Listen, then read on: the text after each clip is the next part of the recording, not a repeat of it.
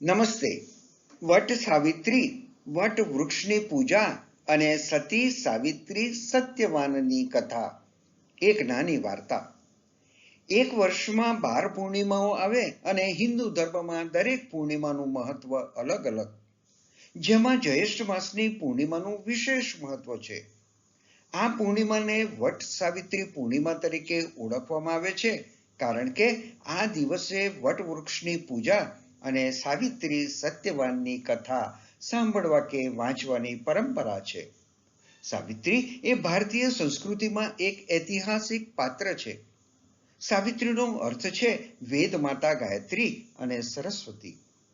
વટવૃક્ષમાં 3 દેવો બ્રહ્મા, વિષ્ણુ અને મહેશ નિવાસ કરે છે. તેથી આ વૃક્ષની પૂજા કરવાથી તમામ મનોકામનાઓ પૂર્ણ થાય છે.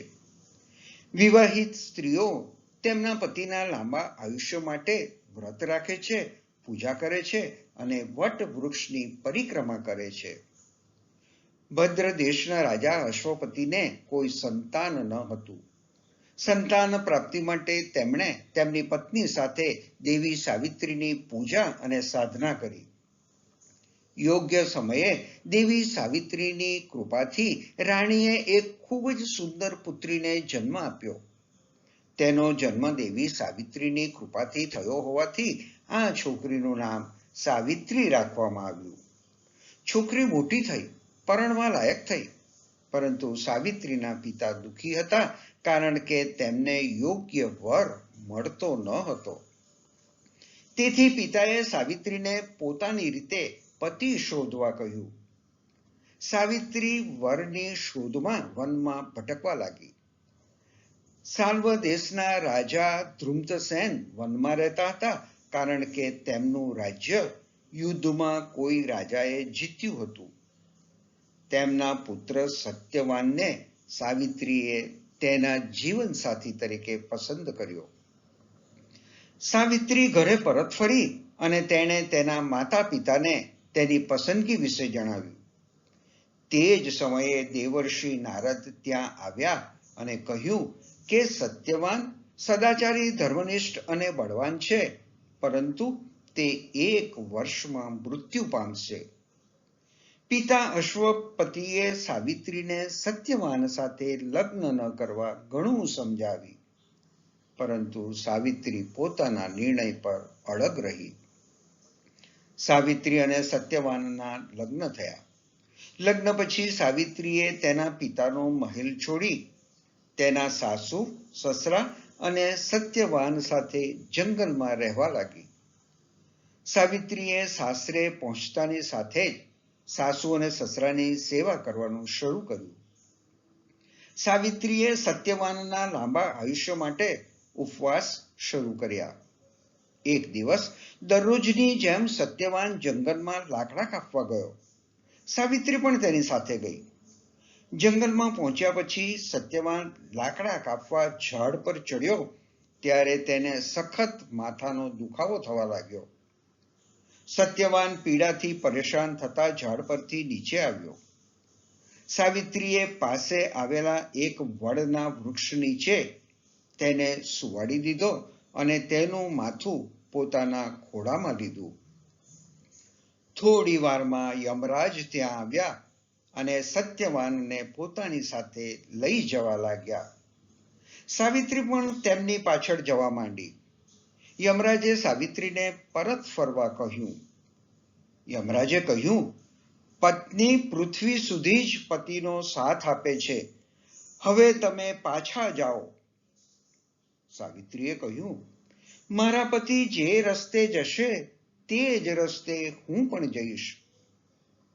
યમરાજે વરદાન માંગવાનું કહ્યું તો સાવિત્રીએ યમરાજ પાસેથી સાસુ સસરાના આંખોની રોશની તથા દીર્ઘાયુ માંગી લીધા.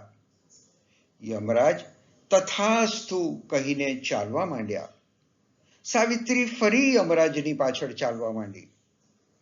યમરાજે ફરીથી તેને બીજું વરદાન માંગવા કહ્યું. સાવિત્રીએ કહ્યું, મારા સસરાનું રાજ્ય છીનવાઈ ગયું છે, કૃપા કરીને તે પાછું અપાવો. યમરાજે સાવિત્રીને આ વરદાન પણ આપ્યું અને કહ્યું, હવે તમે પાછા ફરો. પણ સાવિત્રી પાછળ ચાલતી રહી. યમરાજે સાવિત્રીને ત્રીજું વરદાન માંગવા કહ્યું.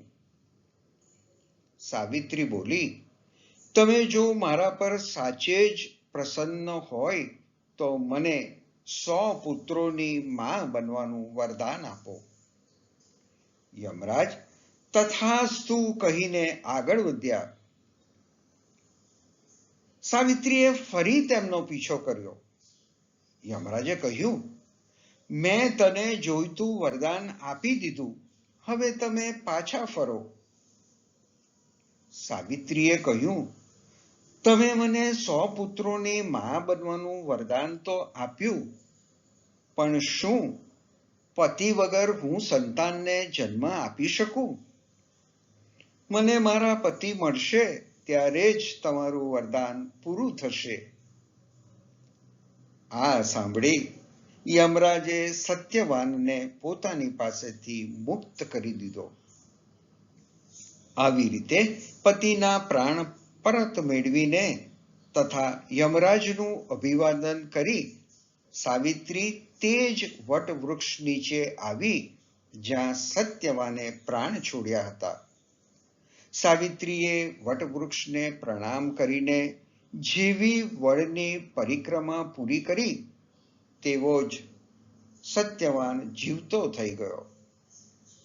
સાવિત્રી ખુશ થઈને પોતાના પતિ સાથે સાસુ સસરા પાસે ગઈ. તેમના આંખોની રોશની પાછી આવી ગઈ હતી અને તેમણે ફરી રાજસિંહાસન સંભાળ્યું. ત્યારથી પરિણીત મહિલાઓ તેમના પતિના લાંબા આયુષ્ય માટે આ વ્રત રાખે છે અને વટ સાવિત્રીની કથા સાંભળે છે. સતી સાવિત્રીને શત શત નમન. ધન્યવાદ.